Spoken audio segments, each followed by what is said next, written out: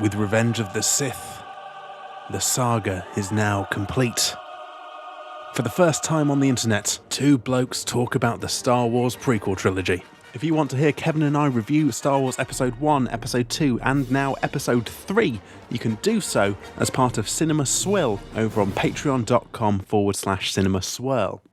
Plus, you'd get access to every other episode of Cinema Swirl. There's 30 now in total, instantly accessible for $5 OTP backers. To find out more, head on over to patreon.com/Cinema Swirl. Right, let's get swirling.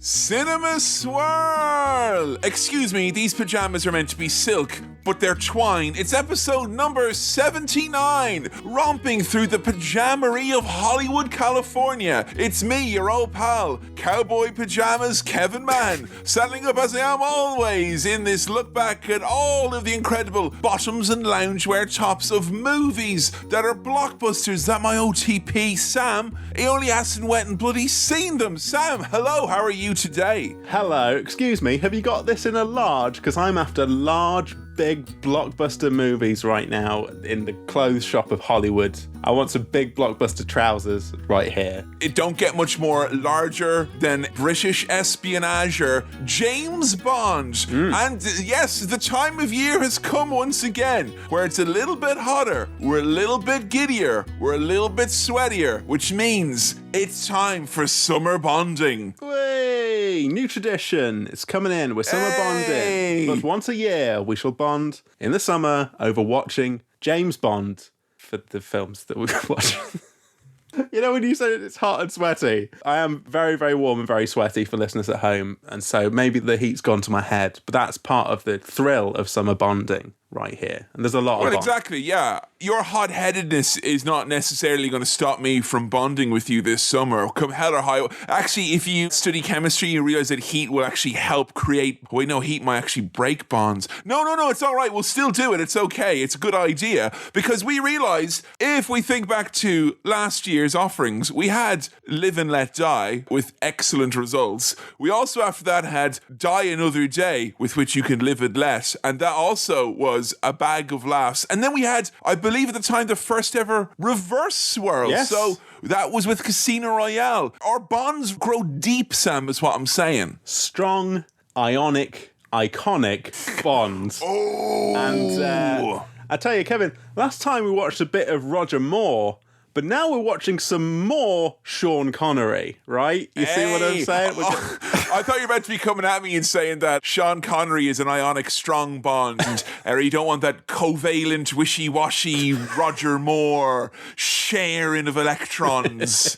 Very weak bonds, that was. None of your covalent here, full-on ionic Connery-style bonding. Here we go. Now, this is, of course, not the first time that we've danced with the devil, brackets, Sean Connery, because he has shown up in previous offerings, and in spite of his personal life, we've been a fan of what we've seen of old Connors. Yes, a magnetic... Oh, no, I'm going back to the bonding again now. A charismatic presence on screen, an interesting guy, to say the least. We have dabbled in Connery through both The Rock and The League of Extraordinary Gentlemen, his final film, I think, before he retired. Oh. So, yeah, we've seen a bit of Connery. We sort of know what to expect, but we've not watched any Connery Bond together. Now, a thing to get out of the way up top is that I have seen Goldfinger, so that's not on here. I saw that a long time ago. It's one of those things that you are often surprised about. A film that I had to watch for college to do with music tech. So and fucking ridiculous. Yeah. Oh, because in the UK in college, I can do photography and James Bond and James Bond Jr. as well as my add-on course. I had to watch all 30 episodes of it. Well, no, I did an AS level in James Bond, mate. Get it right, all right? I didn't stick on for the full A level. My apologies. My apologies. Now, I don't have many questions, obviously, to ask you about your anticipation or expectations for From Russia with Love, which is a movie the most I could say about is that we are definitely doing it for this episode that you're listening to right here, right now, in your ears. But I was wondering if you could have a guess at what the theme song might be for From Russia with Love. Oh, no, I don't know if I do know this one. I know a few Bond themes. Do I know From Russia with Love? Nobody loves From Russia. Sending love to James Bond from Russia. Sending love to my mate James Bond. You had serious fucking football chant vibes going with that one there. Russia. From Russia with Love just sounds like some sort of an ill-fated trip to Euro qualifiers or something like that. From Russia with Love. From Russia.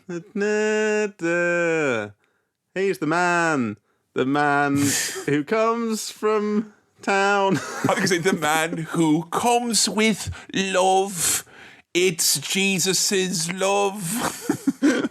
I don't know the theme song for From Russia with Love, and I feel like I really should. That was less of a do you know it already and more of a oi musy, which is what I'm going to call musicians from now on. Oi musy, give me a theme song for From Russia with Love. That's all I was assuming was going to happen. You know, I thought I was going to improv one. That's how music works, right? You gotta come from Russia with love. You gotta send your love from Russia. He's James Bond, and he's a spy. But he's not a loving guy. You gotta send your love to Jimmy Bond because it's really cold. The only problem, that's a Dalton song you're singing there now. That's not, you can't imagine. Now, Connery is many things, but a mover and a shaker, he's not. I think we can agree upon that. Okay, needs something a bit slower for Connery. Well, before we get into our movie du jour, why don't we head down the very long, complicated spy corridor full of traps to enter Q's mailbag. It's the mailbag.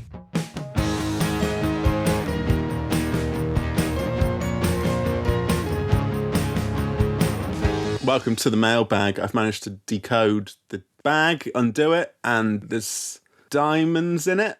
And also mail from listeners. Pay attention, 007. This mailbag may look like an ordinary bag, but it's actually filled to the brim with stuff from socials again, for fuck's sake. Look, I put out a call on socials for Bond-related questions. Can we start calling this the Trojan horse instead of the mailbag? Feels more fitting at this point. All right, well, I thought it would be quite smart on the socials to tie it in with we're doing a Bond vote, get people on the socials to come in with their questions related to Bond, summer bonding. First question, here we go. How do I create an emotional bond with people? Much help needed.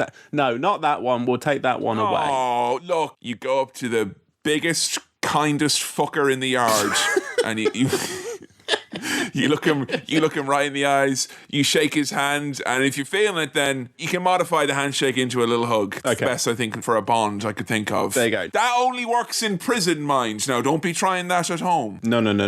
Now, we've had a couple of questions here from both Mick and Bobby asking something about a kind of prevalent Bond theory that I think it would be worth us trying to delve into a little bit. If this is this idea that there are multiple men who've portrayed James Bond, now I think there's credence to this theory. I've been piecing this together myself now, and I'm pretty sure it's all above board. Well, what do you think to the theory that not only is Bond a code name, but that Connery's Bond is also in The Rock? Well, that's from Mick, and I'm not...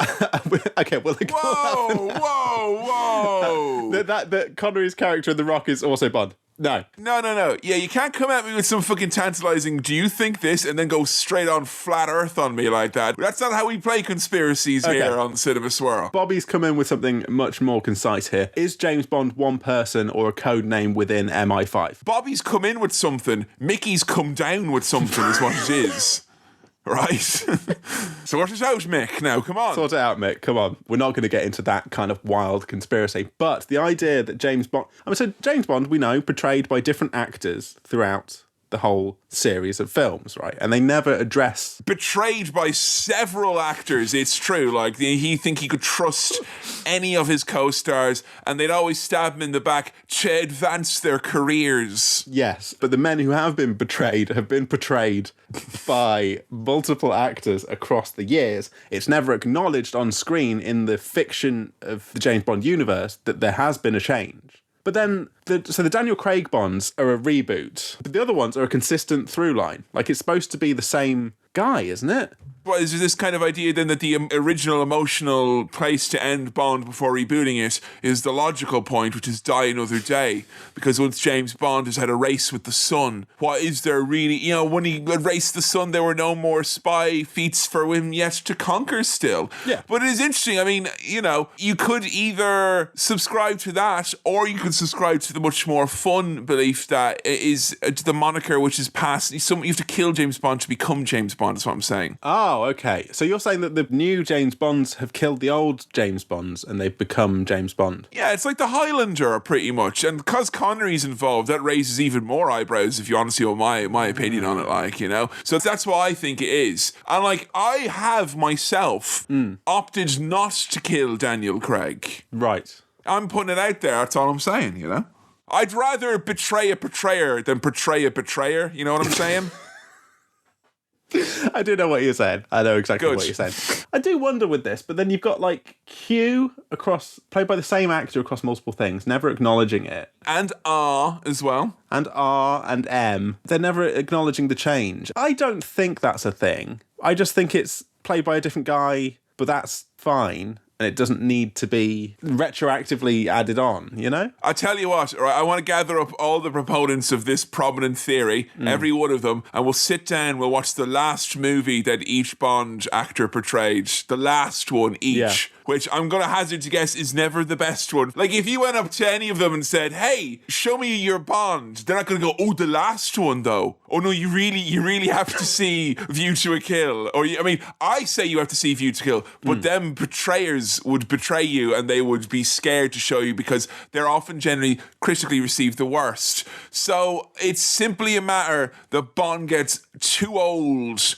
and too shit and they gotta carve him out and get a new one. In the same way that we periodically get replaced by more interesting versions of ourselves across the course of this podcast. There's the whole theory that Sam Chaplin died around episode 30 and was replaced by a new guy. You know, when we started doing the remote recordings and there was a noticeable shift and you're like, this guy doesn't quite, hold on a minute. And, you know, the whole thing that, it's a different guy. Obviously, that's not true. No, the fringe theory that he's a composite AI made up of the previous 60 episodes before then.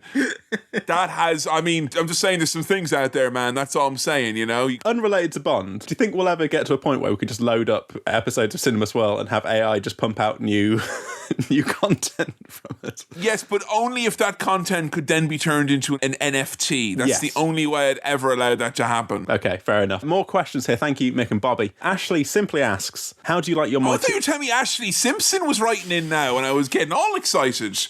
Hold up now. It's 2004's next big thing, Ashley Simpson. Ashley Simpson is asking whether tuna is chicken. No, Ashley's writing. Don't you fucking tar Ashley with Jessica's brush. Oh, that's She's done too much of that in her career.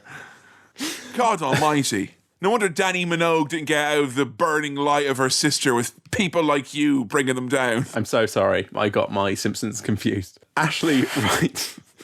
So warm.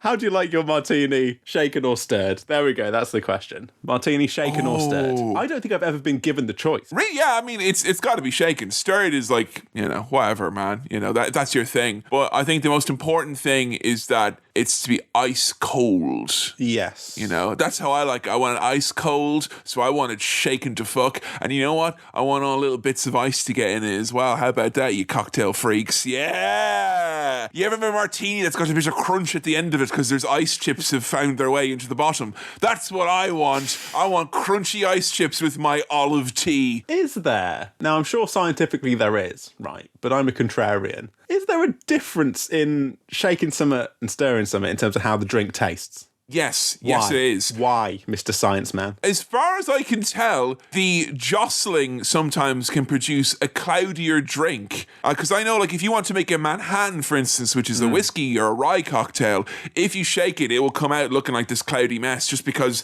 the way the ice interacts with the alcohol when it's shook up. Whereas if you stir it like 30 times or whatever, is very diligently, and then strain it out carefully, and it's all beautiful and crystally clear. So I was just assuming it was as a result of, like, little fragments of the ice coming out. That being said, it's been established that my science is purely hypothetical zoology-based stuff and not based in the realm of alcohol or chemistry. Never mind any of that stuff earlier on we were talking about. That was all a joke because it was a hot day and we were trying to remind you of being in a chemistry lesson. But I just want a cold martini, though. I know, right? Oh, no. Here, like, 1 second, I'm like, don't be drinking that Pepsi. I'm like, but how about this lovely cocktail?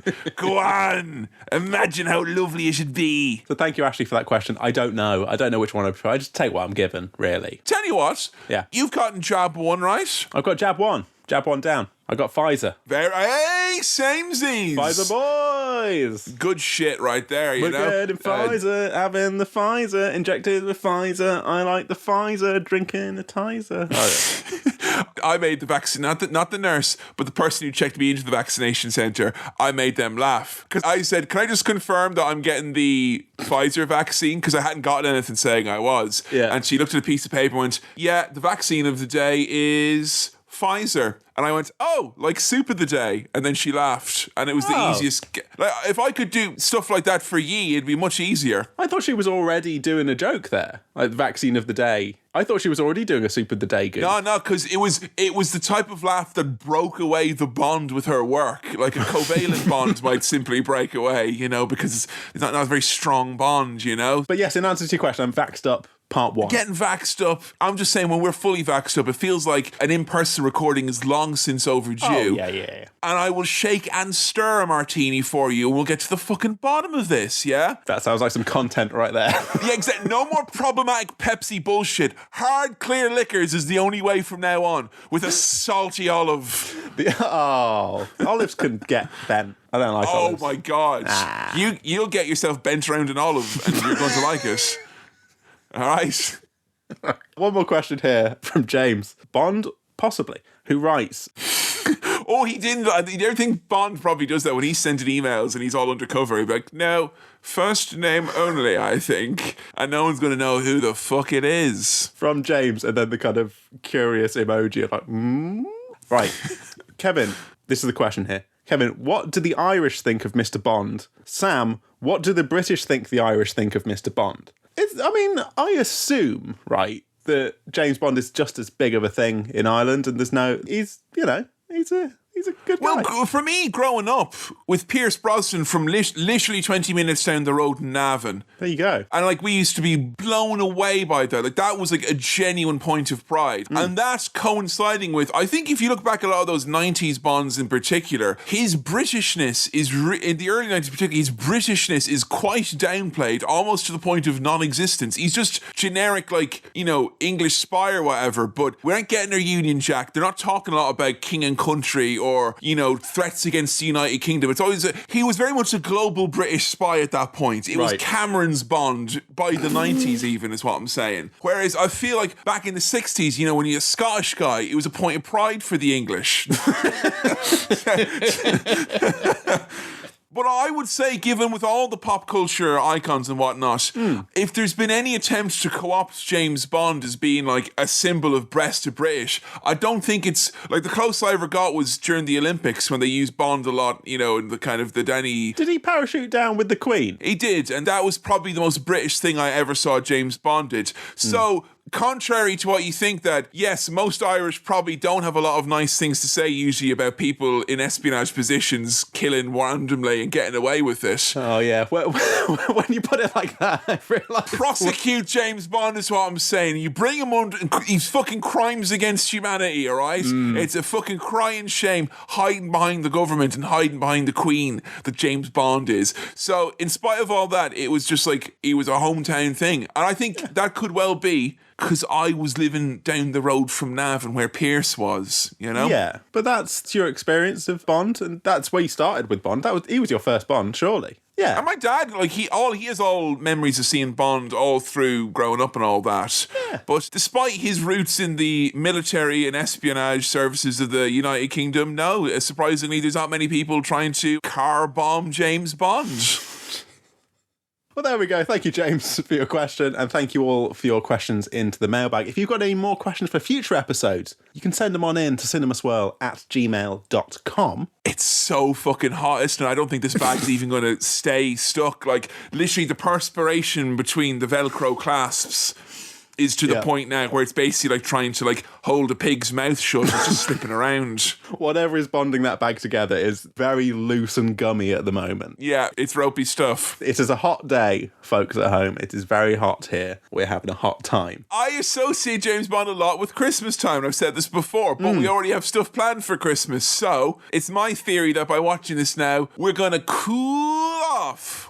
And he's obviously, you know, it's From Russia with Love, so there's going to be some sort of a cool breeze coming through there, right? Yeah? Look, do I need to try and have a guess at what the plot's going to be here? Not really. We're talking quite early Bond, so I mean, what are you expecting in terms of, like, are you expecting any particular baddies, organizations? Are you expecting, because, you know, this is early Bond, very early Bond. I'm not sure if you're expecting him to have, you know, gadgets, Q, Moneypenny, M, the whole, you know, extended Bondiverse. Oh, I would hope so. I can't really remember much of my watching of Goldfinger other than I know I've definitely watched it and I remember some. And that's the only Connery Bond you've seen, right? I think so. Yeah, pretty sure. I swore there was more. When we were looking at the list, I was like, there's got to be more of Con Bond. Yeah, there's not as much as you think. Like 5 or 6 or whatever it is, yeah. So it's From Russia with Love. So therefore, baddies can't be from Russia because the love's coming from Russia, right? It's not from Russia with ill intentions. It's not from Russia with hate. What was going on in the 60s with Russia, Sam? Cold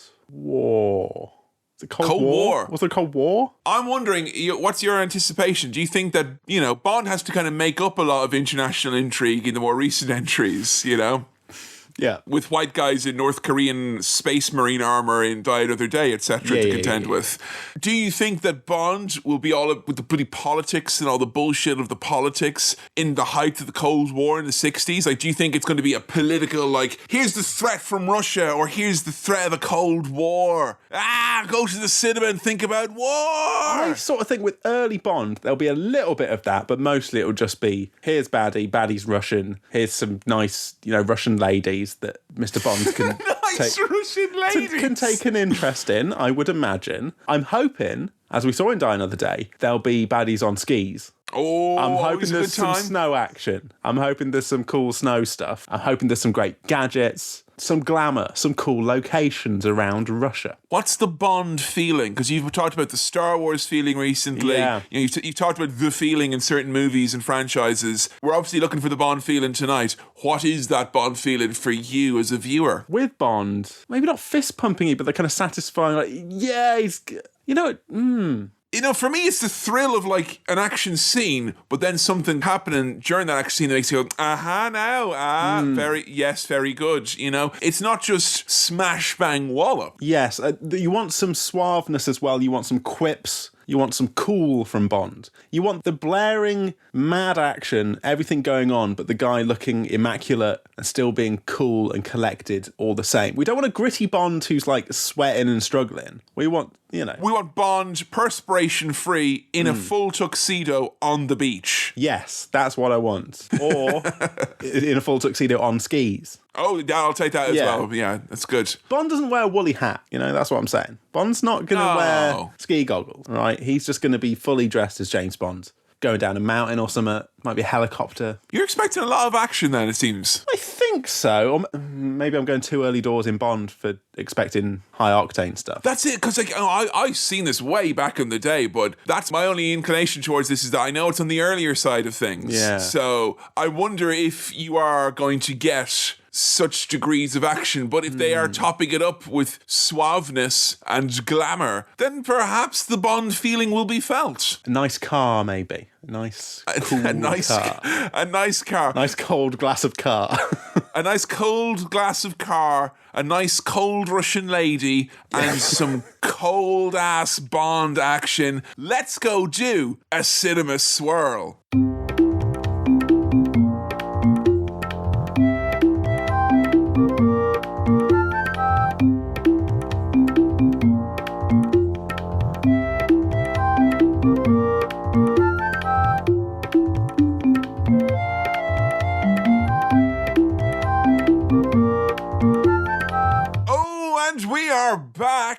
Sam, initial gut reaction from Russia with love? No,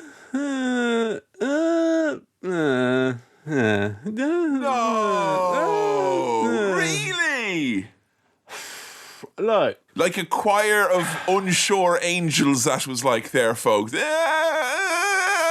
that's the gut reaction. That's the reaction I had. You know what? I'm willing to say it. I'm perfectly happy to be talked around from that reaction to eventually realise that I appreciated this film. But Oh, seriously? yeah? Yeah, I thought you would have loved this. Just hot off the watch there. I figured, yeah, that's got to be a Sam Chaplin cup of tea, right? I do remember all that stuff I was saying about how like I want him to be suave and cool and just be wearing a suit all the fucking time. You said all the fucking time, I'm pretty sure. It's maybe a case of be careful what you wish for. But I don't know. Something didn't quite click for me with this one. But that's gut reaction, And maybe through the process of going back through it and remembering it, I might... No, I don't want this movie podcast to descend into me gaslighting you into thinking something different. No, but I feel like now I've completely buried the lead, to use my incorrect use of that term, and I've just sort of said that it's... The lead is not buried, however, because the lead contains within it the supporting cast of the reason why you feel this way. Right, and I think it's high time that the Academy recognises those people as well. So I think we'll get on to digging through your thoughts on this, Sam. But my gut isn't always to be trusted, and my gut sometimes doesn't have very solid reasons for feeling how it feels. I used to say very solid bowel movements or something. I just started thinking about Yakult and gut health and microbes. I am shitting weird constantly, so do not trust my gut for this. You don't even trust your guts, No, No, well, that's different, though, isn't it? It's different between, I don't trust my gut, to, I don't trust my guts.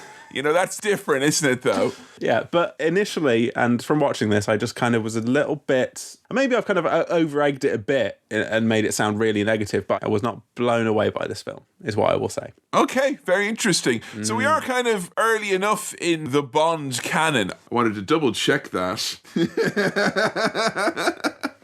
You all right? Yes, found out it was produced by a guy named... Albert or Broccoli. Yeah, the Broccoli family... You don't know about the Broccolis? I don't know about the Broccolis. I think Albert Broccoli might be Cubby Broccoli, but there's definitely a Cubby Broccoli. Amazing. Yeah. Mate, I've got a cubby full of broccoli at the moment. It was on sale in Aldi. Oh, that's one of those like names you hear throughout knowing a little bit about Bond. The Broccoli family. I think Barbara Broccoli might be in charge at the moment. That's such a Marvel name. Barbara Broccoli? Come on. No, what that is like a school healthy eating campaign trying to come up with a character that can be like these Marvel superheroes. Like, well, Barbara Broccoli is coming to the rescue with a nice 5-a-day healthy meal. So that's the real superpower. Or Barbara Broccoli would be this like boring caricature who would get fucking smashed to pieces by the radical Campbell's zany meatballs in a tin. You remember that? I was talking about the other night with Joe. Do you remember that time in the 90s when there was like an ad campaign which seemed to be masquerading them trying to feed dog food to children in radical colours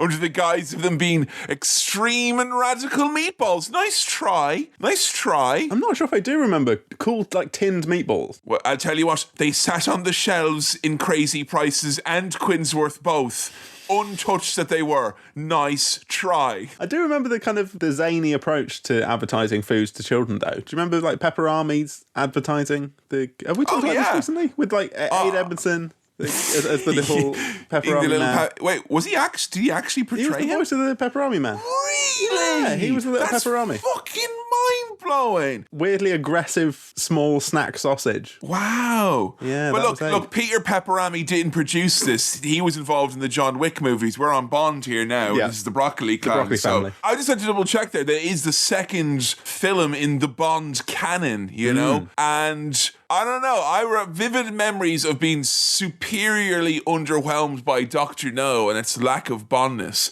But for me with this one, it felt like, ooh, they've just got the new pair of shoes and it fits quite well. I was happy on their behalf, if you know what I mean. Ah, right. So maybe Dr. No was like the first day of new shoes where, you go out for a walk in them. You've not really had a walk around in them, so you start to get little blisters and it's just not really comfy. You only get a pair of new shoes and they're as tough as old boots. It's the worst thing because you want to get somewhere in the middle of that, in that cycle, because you don't want to be, Jesus, like just trapped in like some sort of a time paradox, But these have been bedded in a bit, walked on. Oh, yeah. Used. Well, not worn out, just a little bit well worn. Yeah.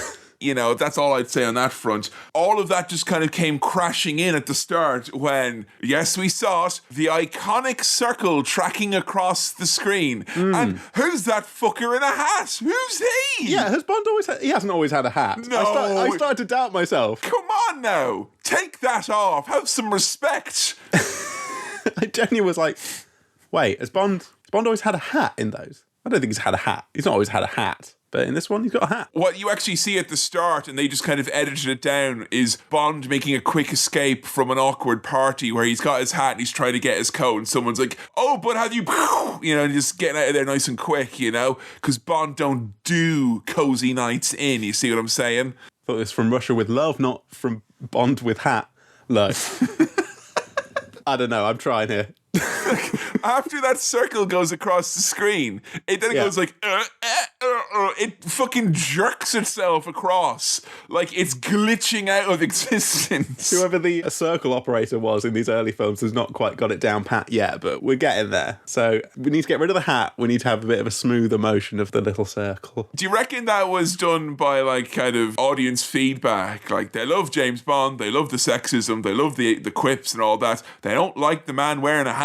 No, get rid of the hat. He's too square wearing a hat, like, right? It is 63, I should point out as well. I was going to ask you if you felt this movie felt of its time. Are you someone who enjoys or likes 60s culture, style, visuals, and all that jazz? I could get the sense very early on that this is a movie from the 60s. It wasn't necessarily like 60s culture heavy, but it was kind of, when we watch slightly older movies and it's just a bit different. Because it was old shit, all that old crap. I think we're not quite in the kind of, that dusty old shit, but we've come a little bit from that, but we're not quite into, your modern classics, your Shreks. We're not in dusty old shit territory, but we're in shut up, old man. We're in that kind of ballpark, aren't we? Shut up and sit down. Shut up, old man. That type of a thing, But then I know this is the classic era. This is like the peak Bond, really, isn't it? This is like main Bond, this is. Jesus Christ, peak Bond in second film, Sam. I would hope not. Of course, we peaked after our second episode, Terminator 2, and I'll hold my hands up. Yeah, that's fair play, all right? That was a belter.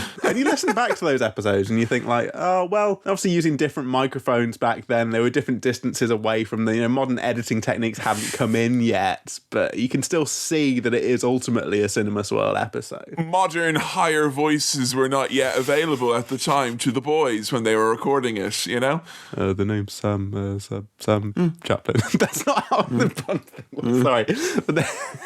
What? He's introduced himself like James Bond, James. That would have worked actively against us. Like, this lad's seen no movies. The name's Chaplin. Sam Chaplin. Da-da-da-da. But I didn't do that back then because I hadn't seen all of 10 films. Now, it's interesting. So this first scene, we have Bond sneaking around an estate, being tailed by a shifty blonde dude. And he's dressed in full tuxedo as well, as requested by us in the pre-swirl. Yes, and I remarked early on, Connery was very handsome, good-looking fella. Oh, yeah. Classically handsome. You get it. He's Bond. The nice mixture of hard and soft features, that's what I find, It's fiery like a whiskey, but smooth like a cream.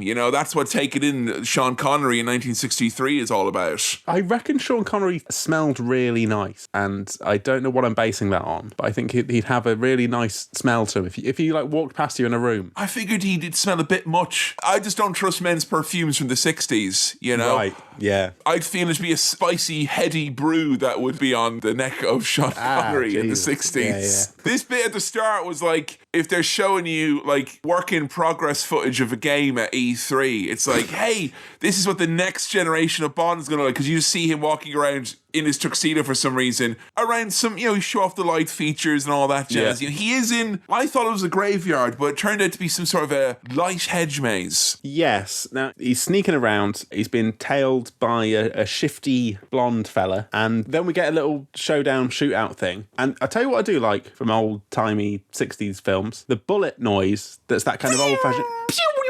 That, that proper ricocheting bullet. Yeah, we noise. had that way back in Good, the Bad, and the Ugly. It feels like in the 60s, everyone was a lot more conscious of the ricochet being, something that could play into things, I like that noise. I appreciate it a lot, but it also usually, if I hear too much, I'll start kind of ducking down a little bit, Maybe that's why, we don't hear it as often anymore, because they don't want us thinking about stray bullets, like. Now, this might be unfamiliar to some listeners, but over on Patreon, we reviewed Mission Impossible 2. I was surprised to see that, hey, we get the kind of the mask reveal that the Bond who's been popped was not Bond, but just a generic no-name man wearing a realistic Bond mask. We get that right back in the 60s. I tell you what I loved. I absolutely adored it. The sound effect when he took off the fake face. It was wet. It was crispy. It was...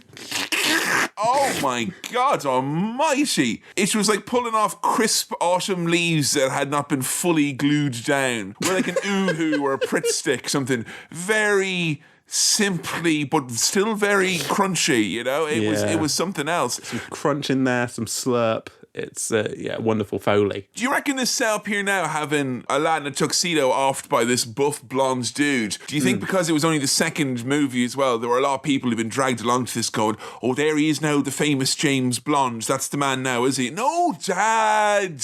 James Bond's not been in it yet. It was just a fake. They think Sean Connery was James Brunette.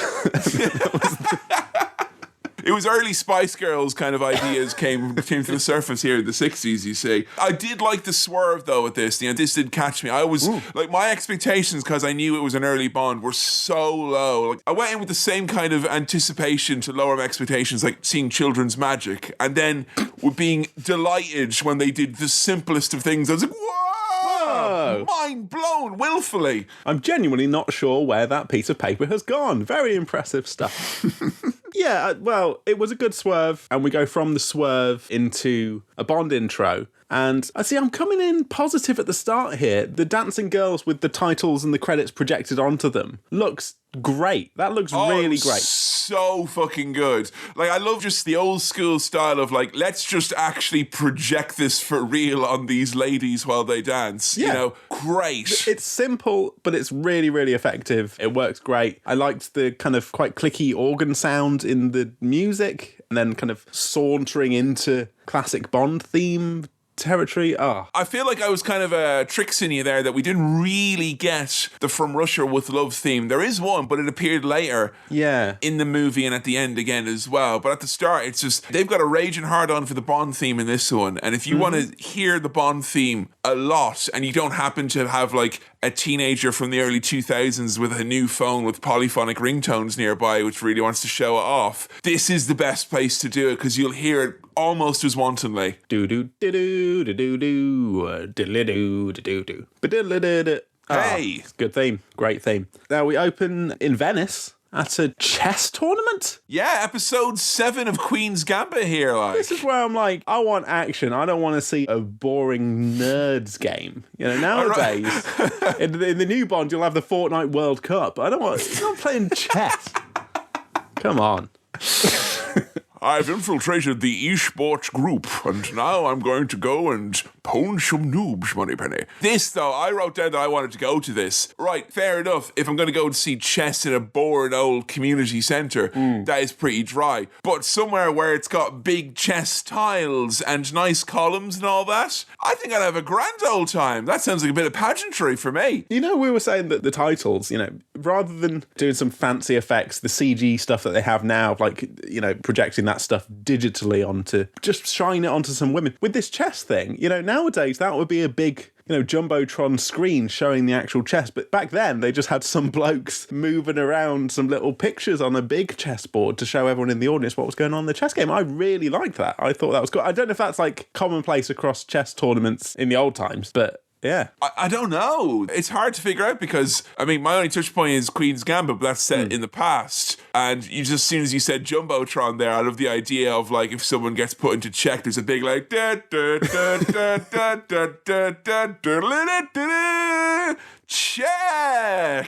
Defense. And there's none of that. So the fellow who we have our eyes on here, who's playing the chess match, he was more than a bit Putin-y looking himself now, wasn't he? It's almost like as if the character of Vladimir Putin was modelled off of this guy in this movie. It was wild. He does look a bit dodgy, is what I will say. I'm trying to choose my words carefully now you've mentioned. Pointy but tired is what I would say, Yes. I like the way the message was sent to him that he's needed for evil mission stuff, that it's written on like a little coaster thing that's put under his drink so that when he drinks it, he can see you are required immediately. That's good. I do like that. That's a bit of fun. Whereas it was these days, if they were to do a similar thing, it'd be one of those apps that has like a fake pint on it that you drink.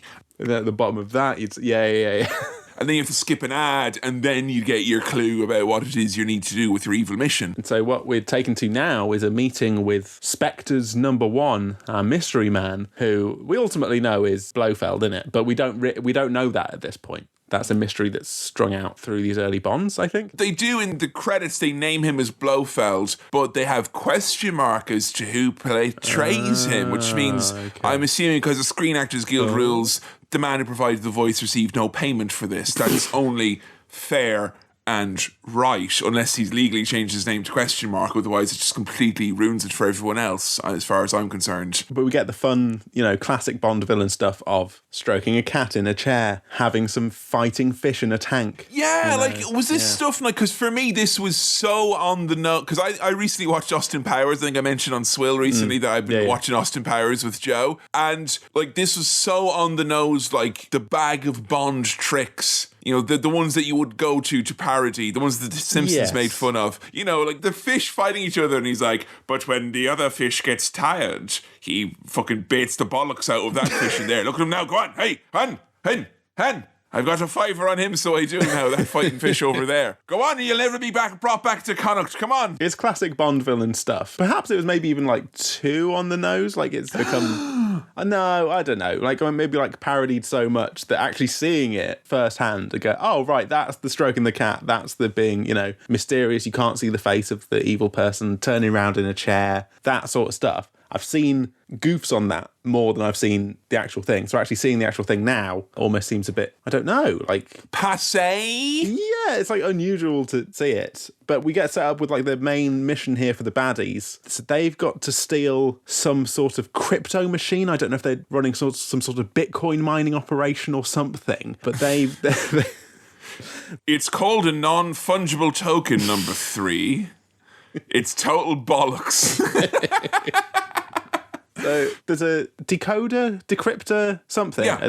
It's a machine that sorts out, I guess, encrypted data, passwords, information. Your fucking country's always going on about cryptography. Go on, Jesus. It won the war, all right? That's what you need to remember, right?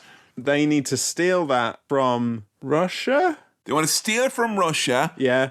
And they want to steal it so they can sell it. And their plot is rather ingenious.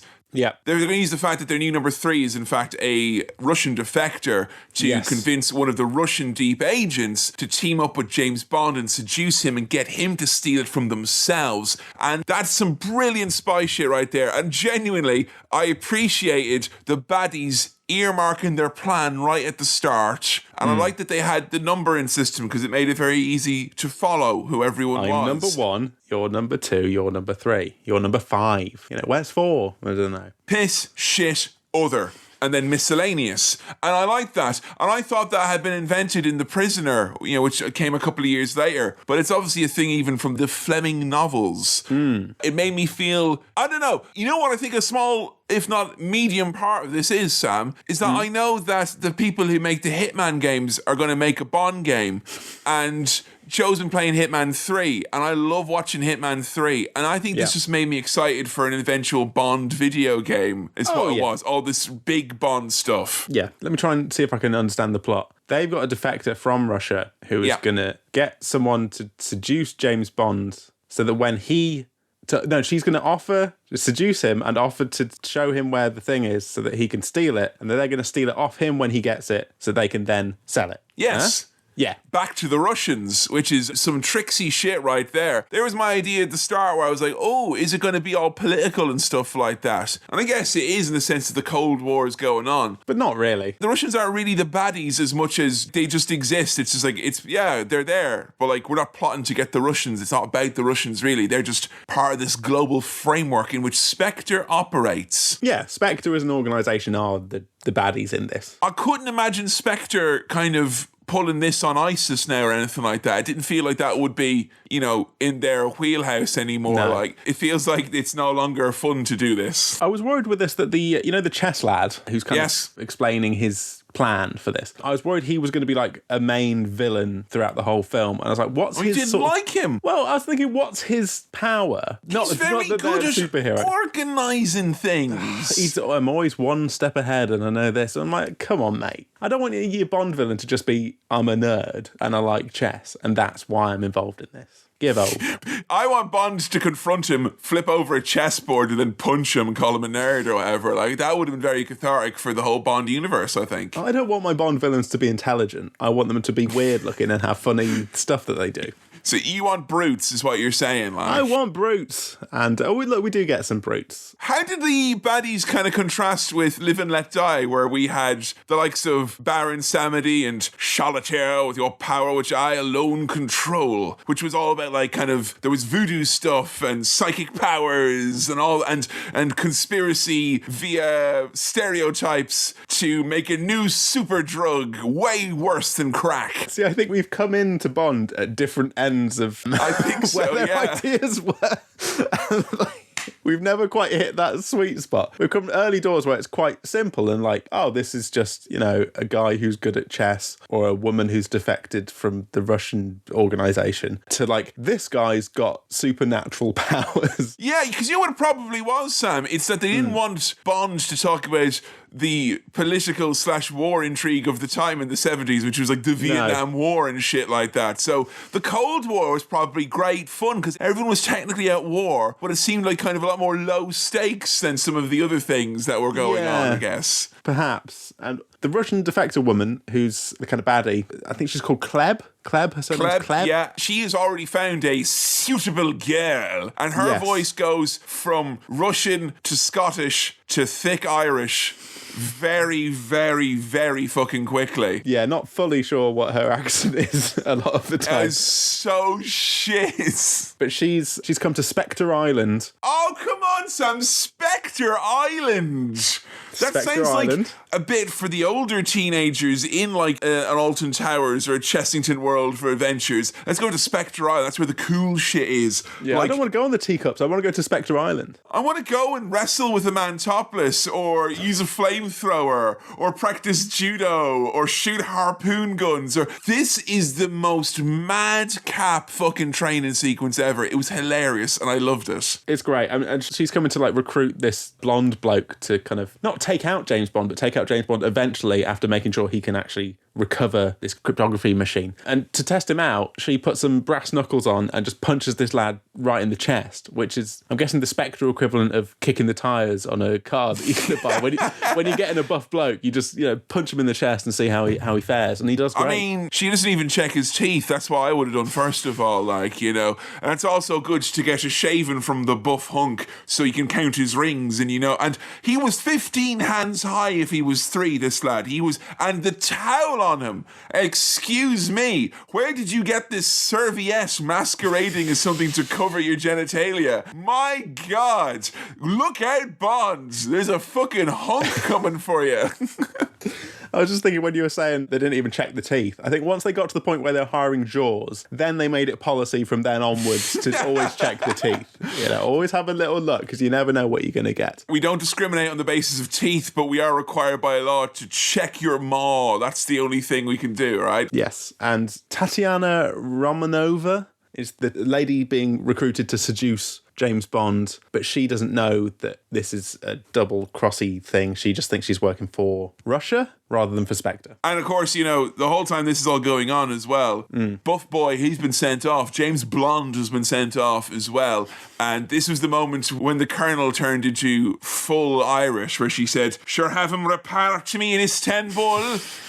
Like, all right, I get it, anti-Irish sentiment and all that jazz, but don't tar us with the same brush as the USSR during the height of the Cold War, guys. Not cool, yeah? Not cool. When aforementioned Colonel Klebb, she's interviewing Tatiana. Tatiana seems very nervous and kind of shy about this thing, but willing to go along with it, kind of because she has to, otherwise she'll die. So yeah, she seems to be threatening with shooting her. Yeah, when she mentioned this to Blofeld at the start, she was like, "Oh, she's dedicated to the cause. She'll do whatever we say." And then she goes to interview, and she's like, "Do I have to fucking do all this?" It's like, yeah, oh, you'll die. This is basically recruitment consultants in a nutshell here, telling them that they've got it all sorted, they're the fucking perfect person, and sure, there they are in Istanbul threatening to shoot them. Did you know what the name of the group was that Colonel Klebb was pretending to be part of when she was talking to Tanya, the honey trap? Was it like Smush or Smirsh or something?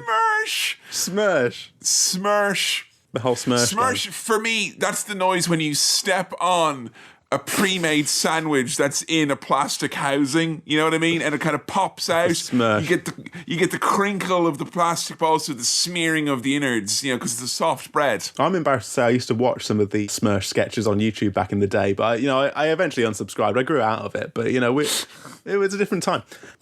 Meanwhile, we cut to James Bond, who is just like snogging some woman by a river because he's James Bond. Is he in Cambridge? Because there was a man who was like, "Look at me, honey, I'm punting a boat," which is a boat with a big stick. Yes. He says something like, "Oh, good punting," and then Bond goes, "Well, rather." And I'm like, "Oh, yes, correct." I'm like, "What do you mean, mate? Just because you're kissing a woman? Have I missed something with punting?" Hey, mate, he's out on the punt, isn't he? Oi, did you punt last night? Yeah, I fucking punted. I mean, I've never heard it, but it sounds like it would be something that would be said. And far from the boorish verbiage coming from James Bond, he is nothing but a gentleman picnicker, as I spied the champagne on a piece of rope in the canal trick. That's a good one. That's very, very good. If we know one thing about James Bond, it's he's good at a picnic. Yeah, oh no, that's true. And this is something that's went from the 60s to the 70s. Roger Moore was picnicking as well when we saw him in Live and Let Die. Yeah, he was picnicking. Brosnan, No Time to Picnic. And that was the name of the one that he left before they finished it, actually. He was like, "Oh, this is fucking shit now. You know, I'll leave on a high of Die Another Day," actually. Brosnan would get a pasty from a service station, I think, on the way to do his thing. He doesn't have time to stop off and picnic. He's eating while going, you know. He's having a ginsters. He's too prepared. He'd have 2 of the ones you buy in a supermarket already, and he'd eat them, like, really quickly at the end, like a fucking wasp or whatever. Like, you know, he just horses into himself really quick. So James, he gets a call from the office. He's called into MI5, MI6, MI, one of the MIs. MI5? Oh, you're just confused now because you've been watching Mission Impossible movies, isn't it?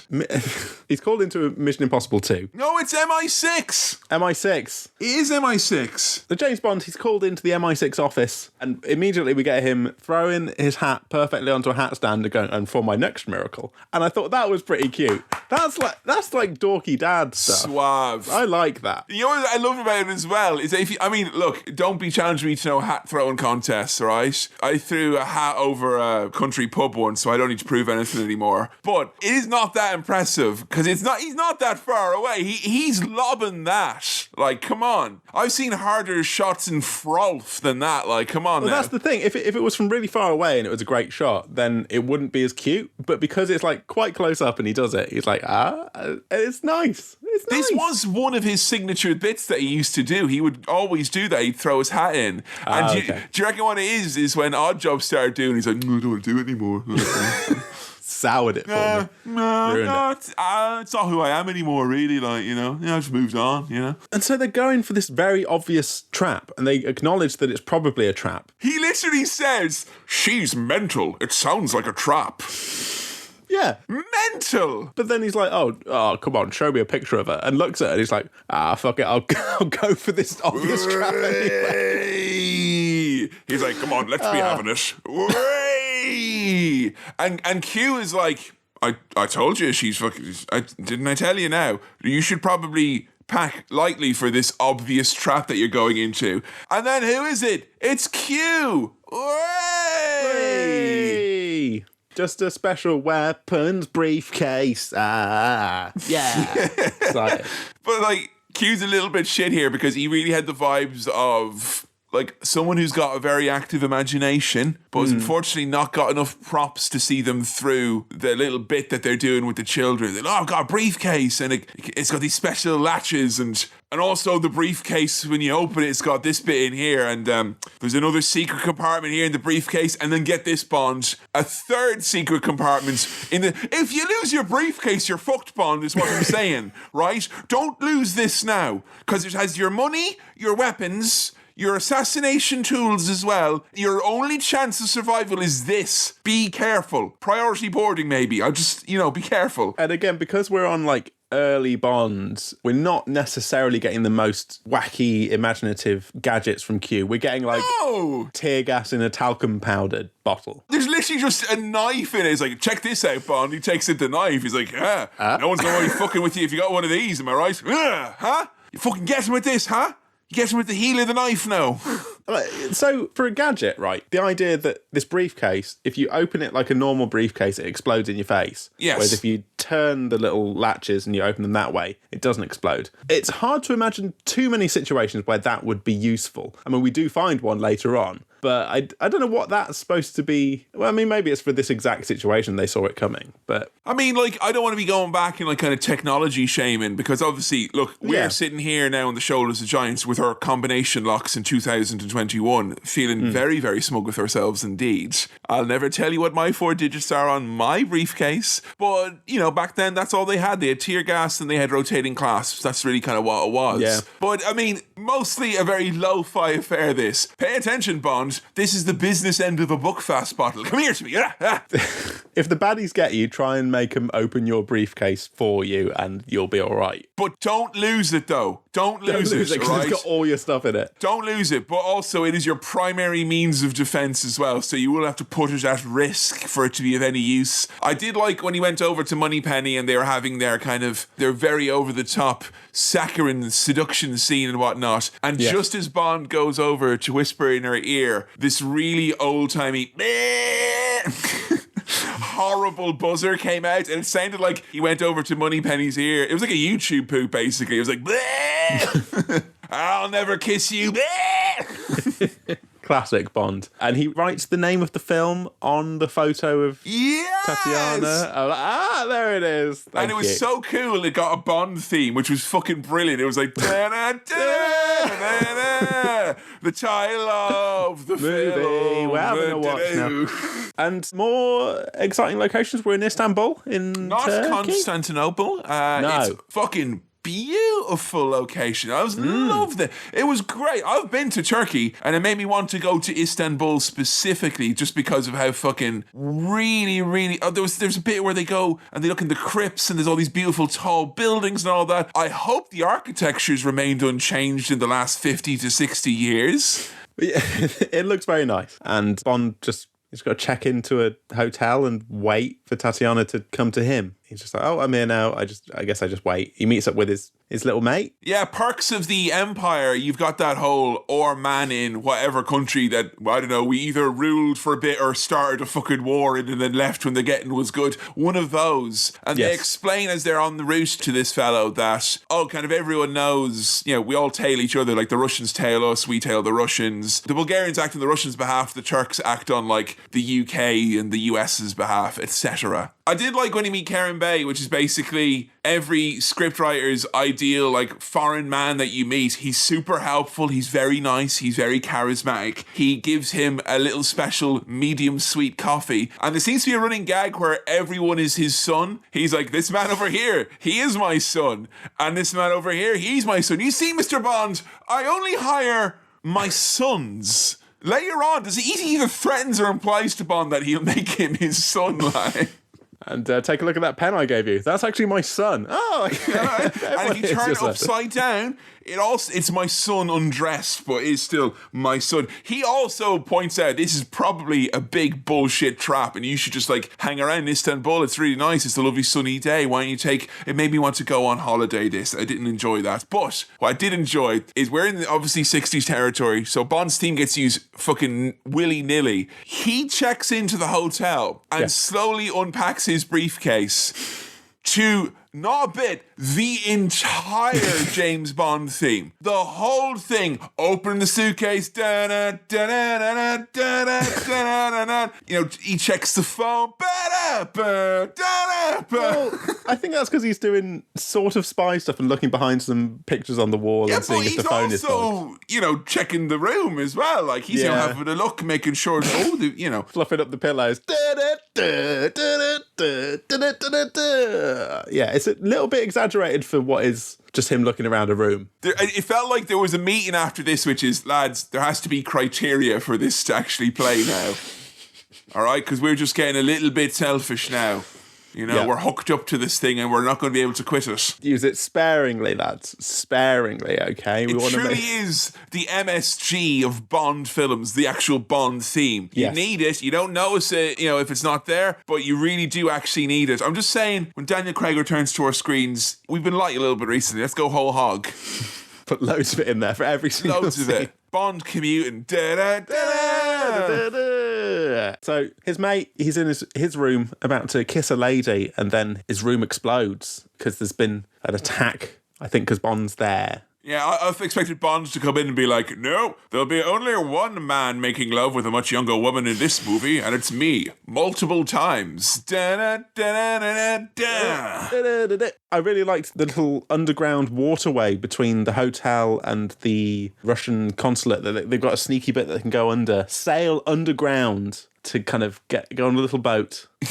I was worried because I thought that we had gotten into the water level, but I didn't realise it was actually a sewer level, which I'm ambivalent about at best, you know? Yeah, and I do like them perving on the Russian consulate using a little secret periscope that he tries to explain how that got installed, but I don't know how you'd get that in there, but they've got a little periscope that they can watch their conversations in the consulate, but not listen to them. There's just a bit where, like, a lady's walking in and Bond's like, here, look at this. And it's like, what's that? It's some lady in a skirt. Oh, mate. It was voyeuristic to say the very fucking least. Bond was horny in this movie, folks. Yes, but, you know, he's James Bond, though. That's his gimmick, innit? It is. Horny man. He's very horny. And, like, I guess he likes this guy because this guy is similarly, like, kind of horny as well for most of the movie, it feels like. I think that there's something a bit seedy about two lads peering into a periscope and kind of passing it to each other. Oh, no, look, come here. Look, like, getting each other off it. Look at, it's a little bit seedy, even if it's not used for seedy purposes. We know what's going on down in them submarines, Sam. We know.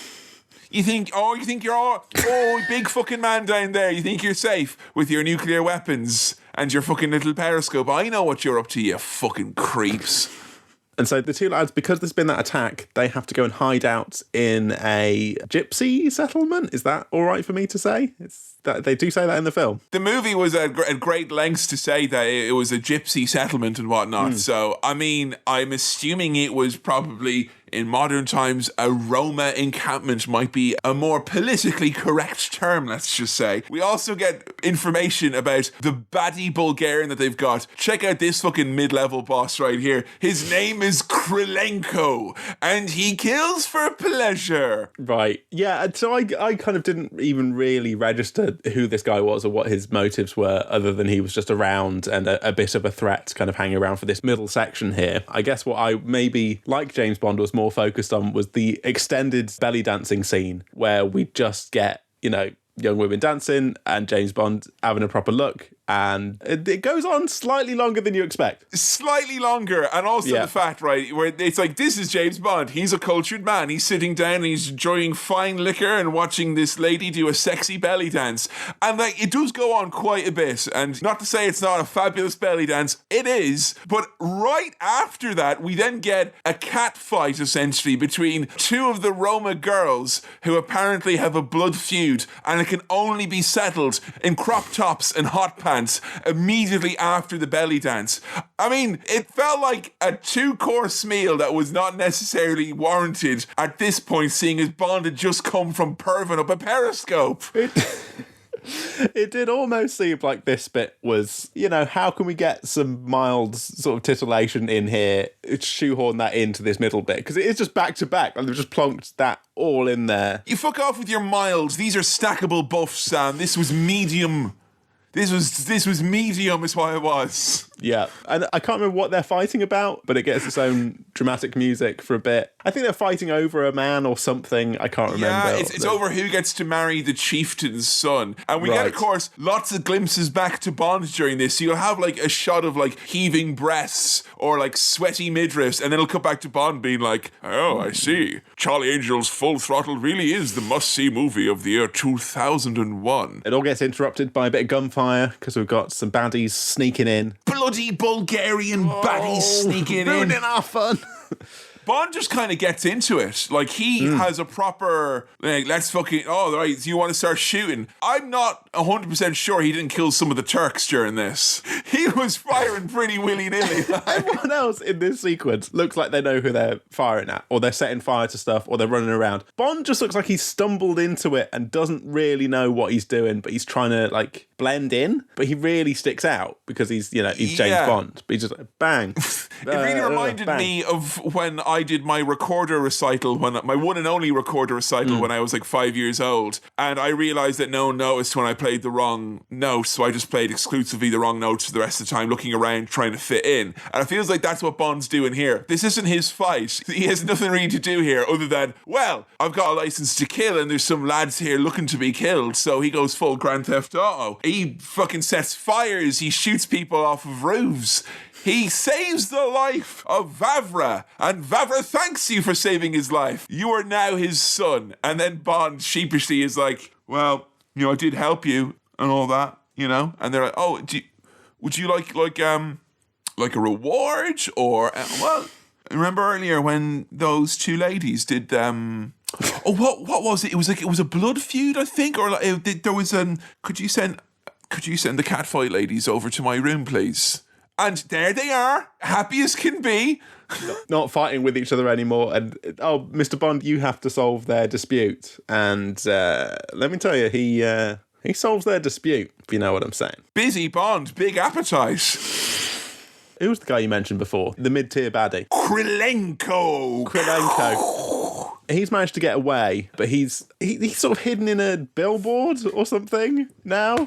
He's in a billboard. So fucking funny. With a picture of a woman on it, a smiling woman. The big billboard with smiling woman, and Bond is fucking well hands-on. Like, him and Karam are literally just stood outside and they're looking around with the infrared scope on Bond's adorable little dinky gun. It is the cutest thing. It's very with sweet. Its little scope. I know. So lovely, and it's all modular as well. It's like something you get in IKEA, like if they started selling high caliber rifles, and Q just like, there is an Allen key in here and there's a different size Allen key in here, make sure you've got the right one. Instead of Q showing up, it's that lad with the pointy nose and the dot eyes, and he's just like shrugging at him like they decipher using the infrared scope that your man's got a secret exit that he's going to come out of. So Karam's sons, handy as they are, they knock on the door, so your man goes out the secret entrance, which is the mouth of the lady, and then they're like, quick, and they just shoot him in the back, and it's like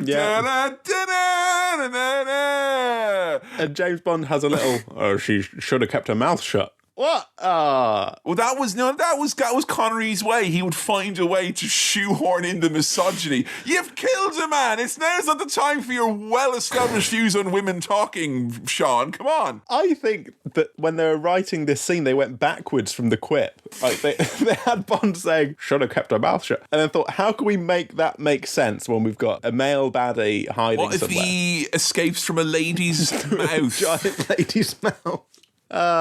It's good to know that Bond was creatively bankrupt by film 2.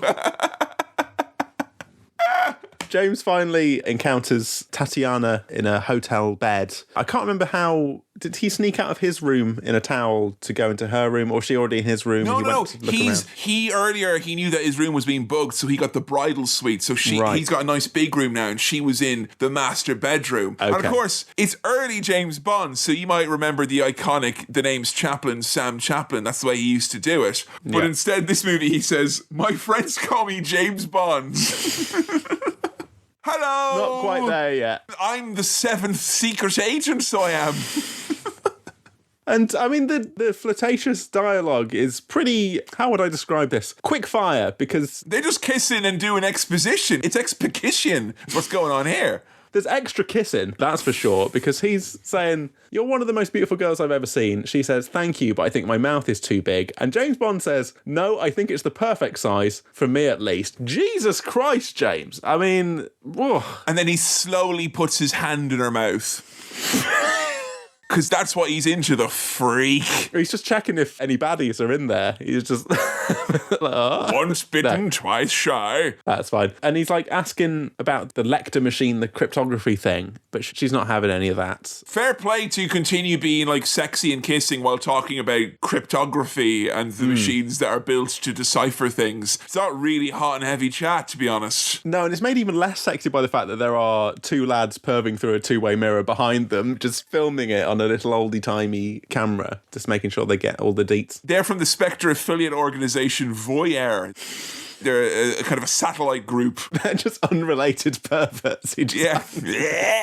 There's a little scene, a kind of sneaking around scene, where Bond's got to get the Russian consulate floor plans from Tatiana. And she manages to covertly get them to him, but only because there was another baddie sneaking in.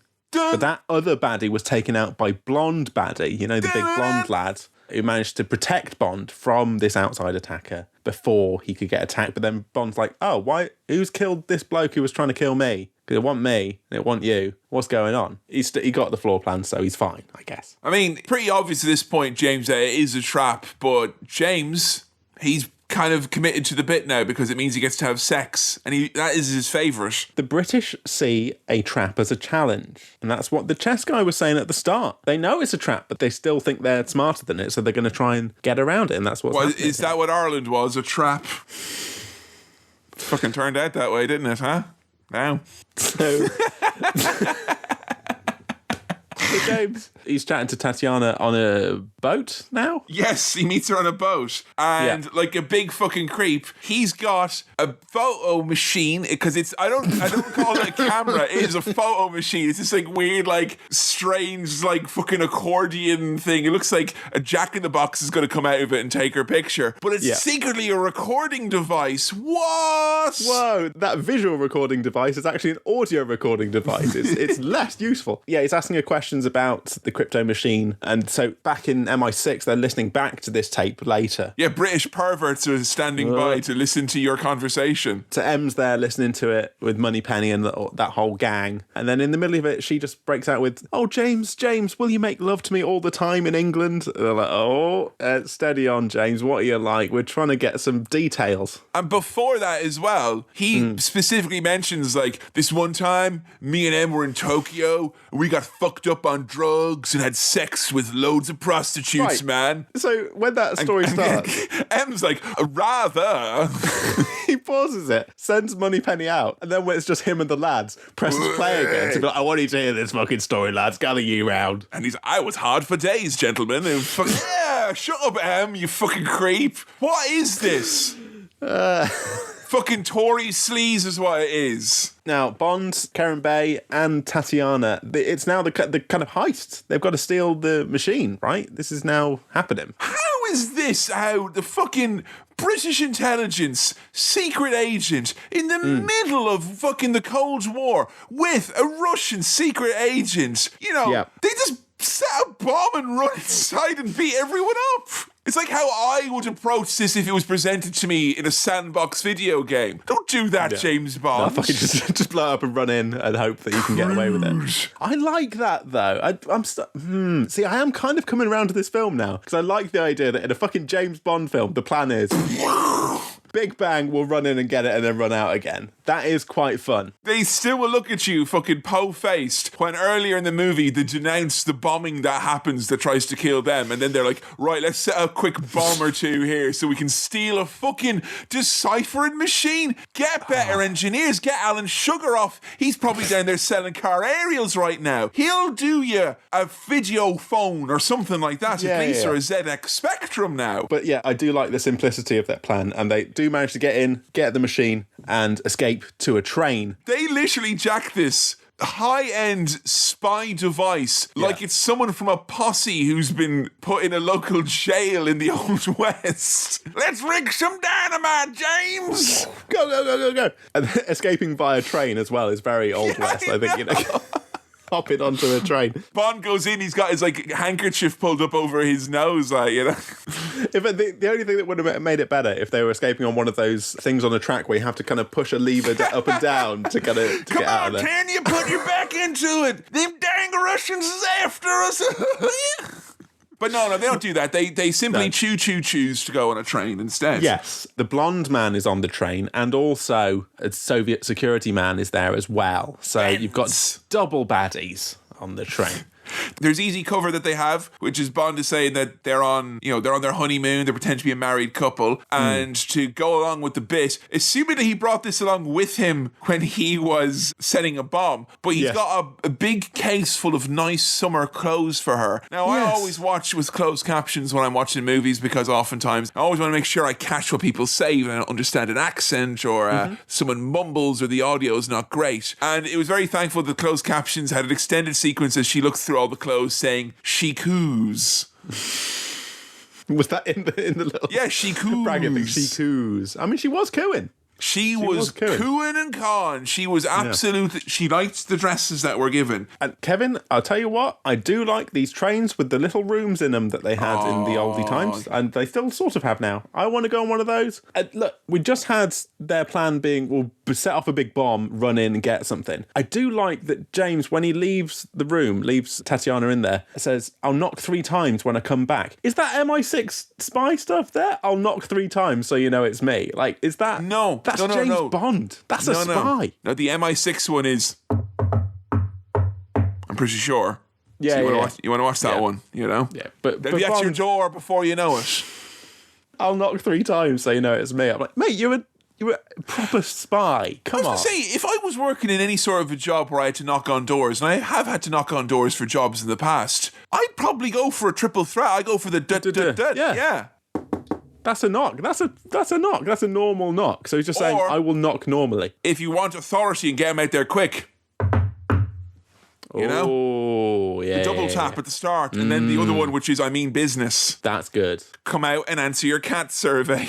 And when Karen Bay sees Tatiana with the nice dress on, all he seems to say is just... charming. He coos. He coos. He coos in his own way, which is just saying charming. The lads, they apprehend the Russian security baddie, so he's been got. But Kerem is dead as well. Yeah. I was so upset. I was convinced that he was going to betray Bond, but it's obviously from a simpler time when Bond just had mates. You never see that anymore, do you? No. The way you established a baddie was that a baddie kills Bond's mates. So, yeah, he's 1 mate down. Also, the tiny little observation that I thought was really, really cute and completely, well, not completely unnecessary, but like a nice little touch, was that while Bond's out of the room dealing with all this shit, like his mate dying or, you know, some spy stuff, Tatiana's in her room looking in a mirror, using her hair to make a little mustache to give herself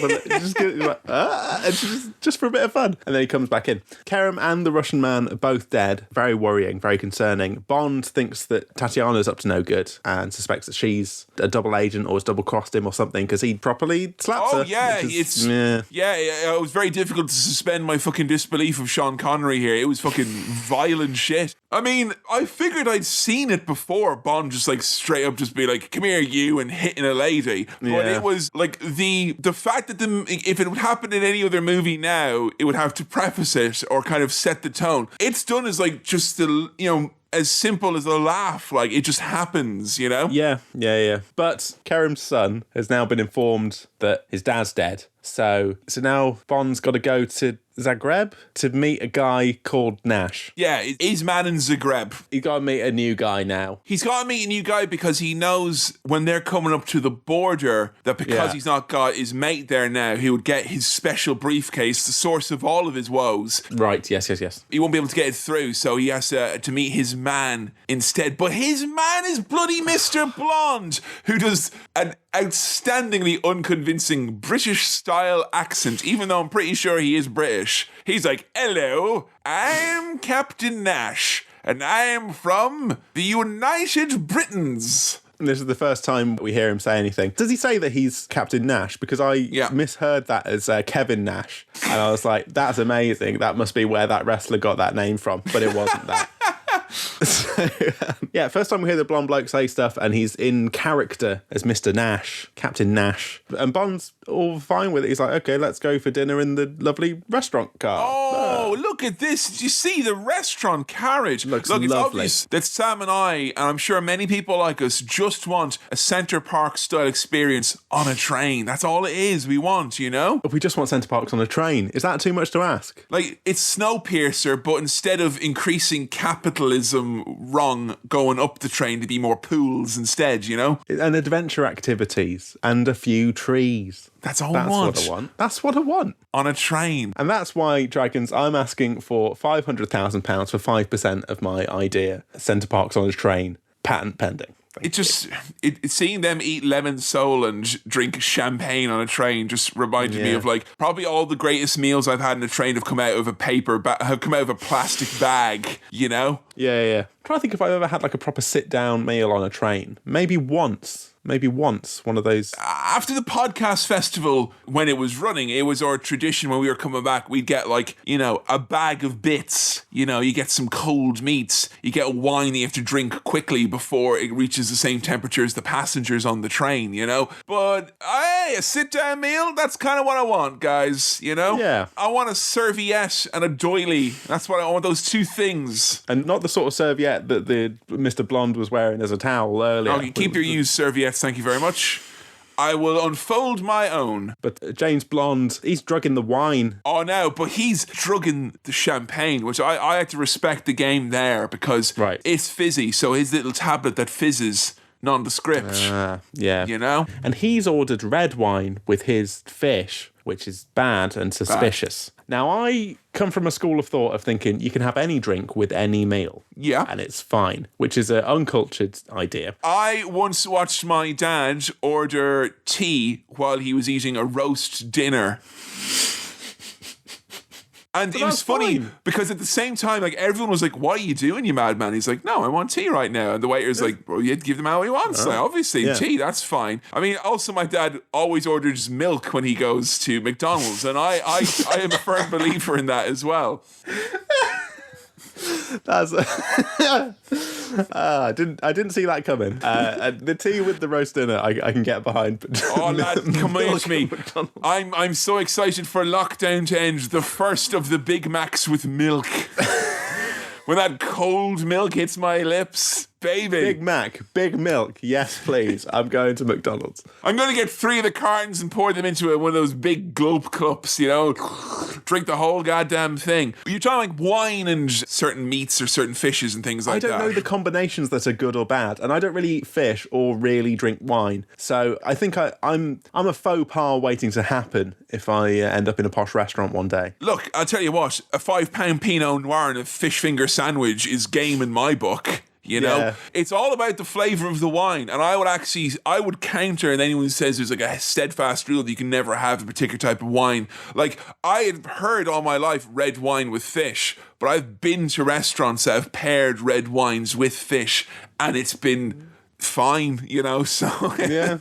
So, you know, it's not an exact science, but I sort of think, you know, at any meal, just have it with a nice Pepsi Max or something. Yeah, no, that'll be fine. what we'll do is we will get Soul and we'll pair it with some wines, and I'll pair mine with some wines and you'll pair yours with the various types of Pepsi, your Max, your caffeine freeze, etc. Then we can find the ultimate pairing here, because I mean, Bond's drinking fucking champagne with his fish. That's a fucking faux pas if there ever was one. I don't think that's tradition, is it? What the fuck is it? New Year's Day? Like, what are you doing? Like, that we get a showdown between these two because Bond's kind of confronting him, and it's like, oh, you're Spectre.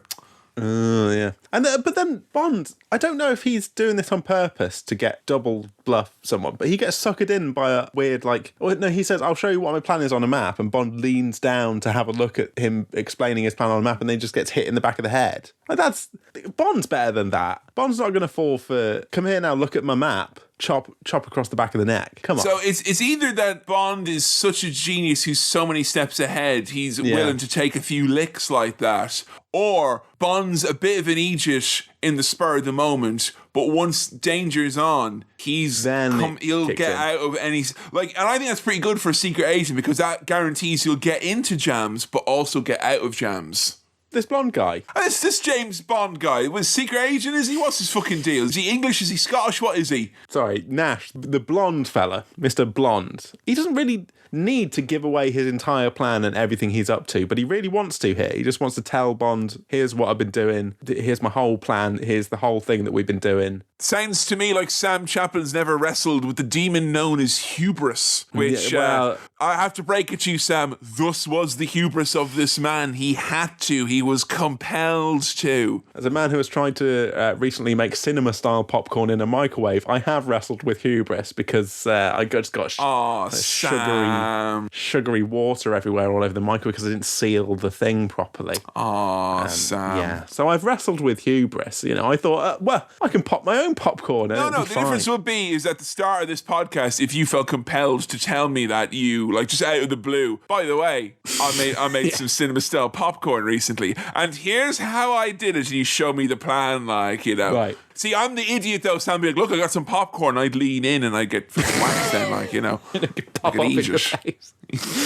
Yeah, he gives away his whole thing, but he's telling Bond how he's going to kill him. He's going to shoot him a bunch of times, but not kill him with the shots until he comes over and kisses his foot. I'm like, mate, stop getting off on being a villain. Don't just he went full on wrestling bad guy at the end there. It was kind of like, you're gonna bow down to me as the king this Sunday, James Bond, brother. It was somewhat uncharacteristic for a man who spent most of the movie not really being characterized by much at all other than his buff blondness. He's a blonde bloke. And he's got like this blackmail film from the night that Bond and Tatiana spent together. And he's got a film of that. It's like, I'll show this to everyone, and then people will know that James Bond likes shagging. I'm like, mate, that's playing into his hands. He should have threatened them. He's like, I'm going to watch it in front of you and I'm going to get all turned on. You're going to feel weird about it. You're no Arnold Schwarzenegger. You can't handle this level of voyeurism. I'm hoping that's what they start doing in more recent Bonds. That like the next one, they just have a villain who's like, I'm just going to watch videos of you having it away. You know how he sees at the start how he kills the fake Bond, and he tries to kill actual Bond here as well. He's got the special gimmick where he pulls out the long, thin wire. Now, that was parodied in The Simpsons, and I know it's shown up in some other things as well, because I'm just using this to explain something stupid I did as a child. Okay. I'm excited. And I'm blaming people. I'm hoping a yo-yo is involved. Not a yo-yo. But when I first was given a watch, age 7 or 8, that had, like, not a digital one, like an actual one that has, like, a nice windy bit on the side. I had been given, like, with a nice, lovely, bright orange Velcro strap because I was a child. And it had the windy bit on the side. And I was like, what's this for? And they're like, oh, you can set the time with it. And I was like, all right, gotcha. And then I proceeded to spend the next 6 months to a year trying to pull out this wire with my little fingers. And I actually broke a nail for the first time in my life. An early memory of trying to pull out this solid mechanism that was in place, assuming there was a spool of deadly wire.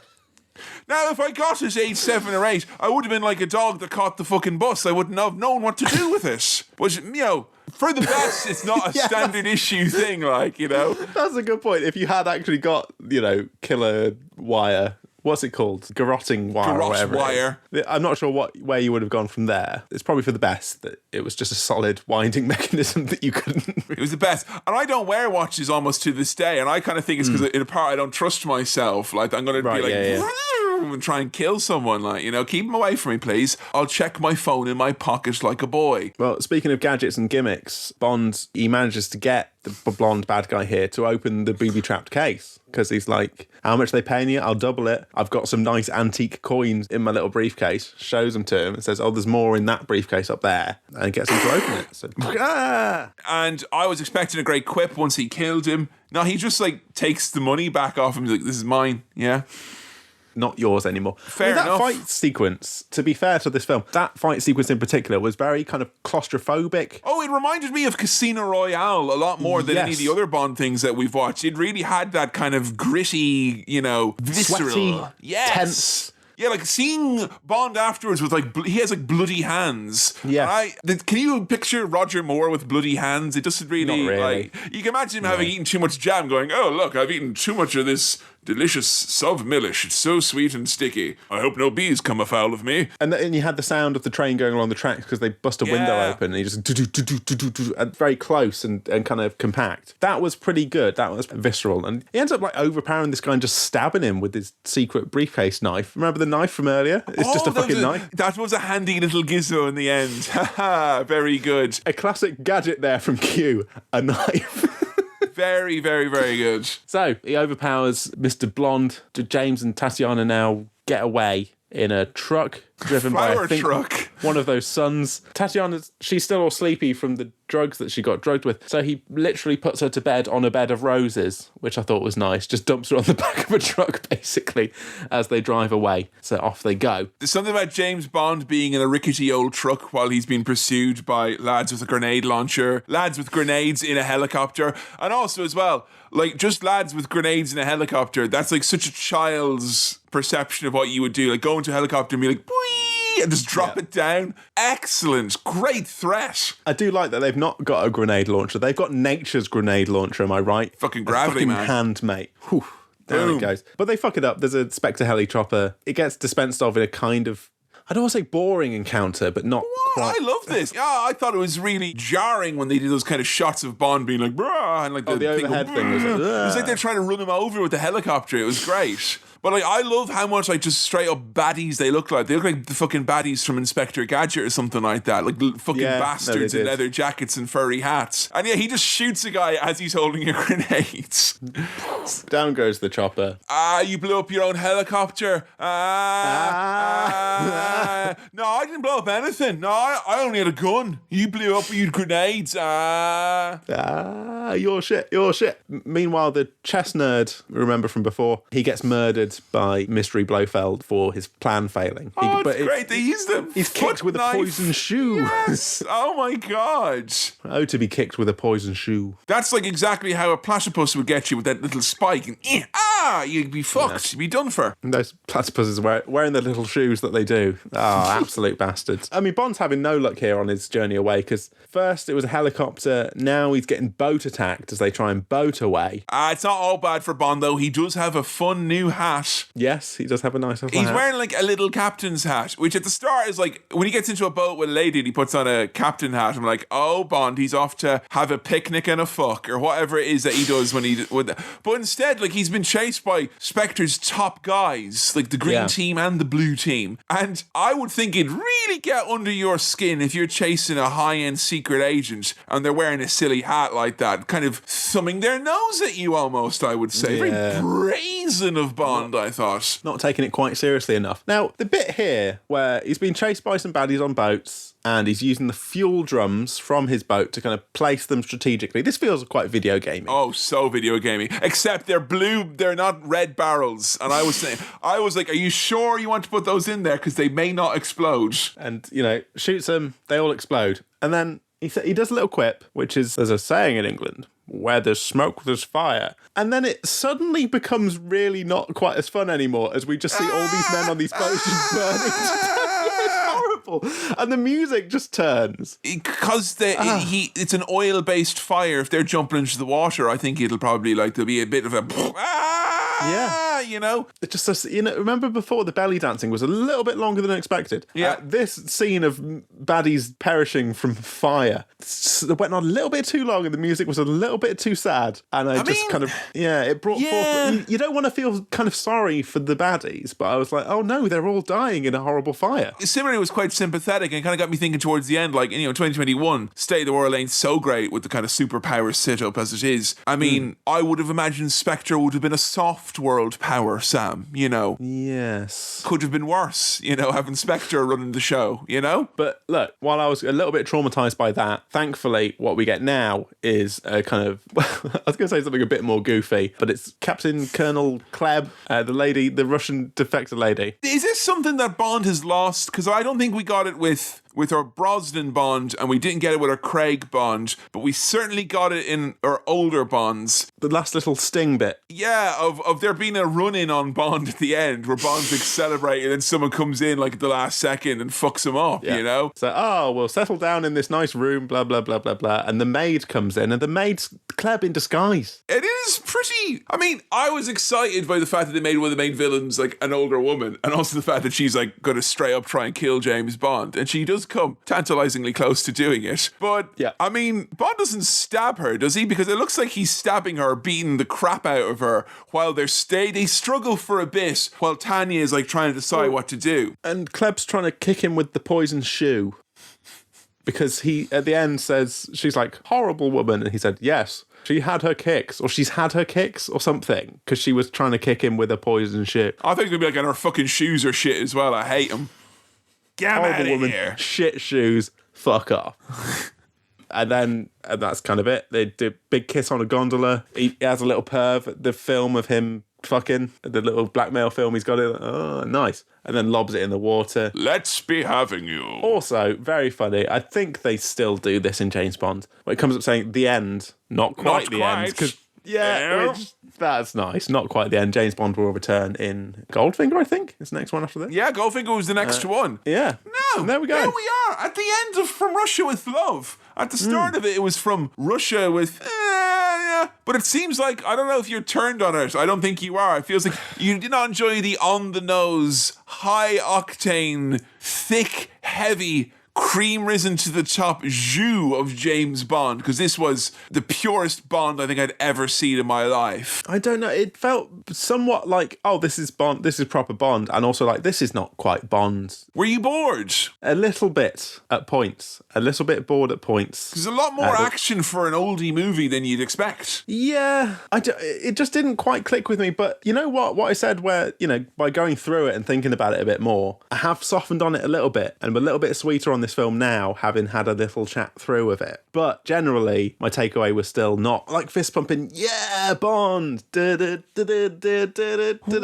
does it rank against Goldfinger, which you have seen? So you have seen another Connery Bond. Is this... I saw it a long time ago, and to be honest, I do remember feeling a little bit disinterested and bored with Goldfinger, but that was partially because I was watching it for college and had to watch it and just pay attention to the music only and see how it was scored. So it'd be interesting to watch that with fresh eyes and see whether that's a step up. I think when we put the vote out, there were a few comments saying, oh, so Sam must have seen Goldfinger because otherwise you'd be putting Goldfinger in here. So I think maybe Goldfinger is like a step above this in terms of esteem and love from the Bond community. I think it is held in higher esteem and higher regard. I think many consider it to be like the best or the quintessential Bond movie. Yeah. But I think just for me, it's one of those movies that has a big weight to it because it is Goldfinger and all that. And it is weird to watch a Bond movie with low expectations. And I think that's what was so pleasantly surprising about this, is that I was expecting it, from memory, I was like, this is one of the early ones, it's super janky. And it kind of was, but it also, like, they had figured out, I'd say, a good 65% of what makes James Bond tick, Yeah. And the fact that they kind of awkwardly lean in way too much into some parts. Like, if you want a more violent, more misogynistic Bond, this guy's your man. He won't be gambling or drinking martinis, but he'll be fucking doing everything else in between, I guess, to make up for the absence of martinis, etc. Yeah,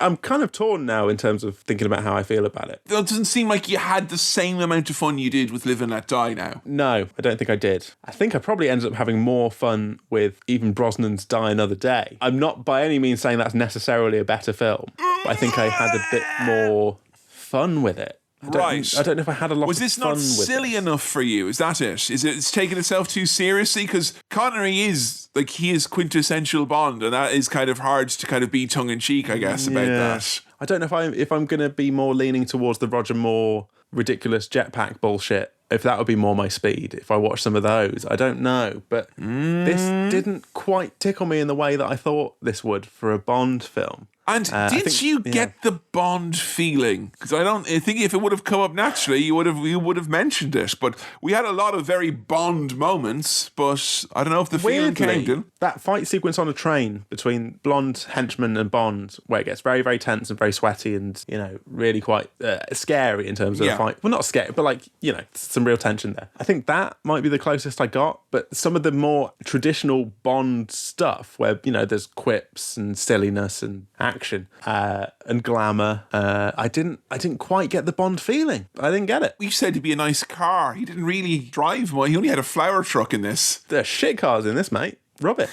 Well, for a Top Gear petrol dick like you, I mean, that's just not going to cut it, is it? No, it's absolutely not. That's my issue. The cars weren't cool enough. Not enough cool cars. Well, go on then. Put us out of our misery. What's your Star Wipe rating? What's your 00 rating for From Russia with I'm struggling with this because I'm flicking between two, and I've been in this position before. Which is why I'm struggling right now. So you had big Alan Sugar energy there when he said I'm sorry about this, but 2.5 Star Wipes. You heard it here first. Oh, thanks for listening to another episode of Cinema Swirl. This episode was produced by Kevin, edited by me, Sam, and I also did the music. If you want to support the show, then patreon.com/Cinema Swirl is the way to go. If you want to follow us on the socials, we're at Cinema Swirl on Twitter and facebook.com/Cinema Swirl on Facebook, which is where our votes for episodes take place. If you've got questions, queries, comments, or anything else for the mailbag, then send it on over to cinemaswirl@gmail.com. That's cinemaswirl@gmail.com. Please do keep recommending the show to your friends if you think they'll like it, or even if you don't think they'll like it, just recommend it anyway. Oh, and if there are any bits in recent episodes that you think would make particularly nice video clips, the kind of thing we've had on our socials recently, then send us a tweet and let us know. Alright, we'll see you next time. Cheers, bye.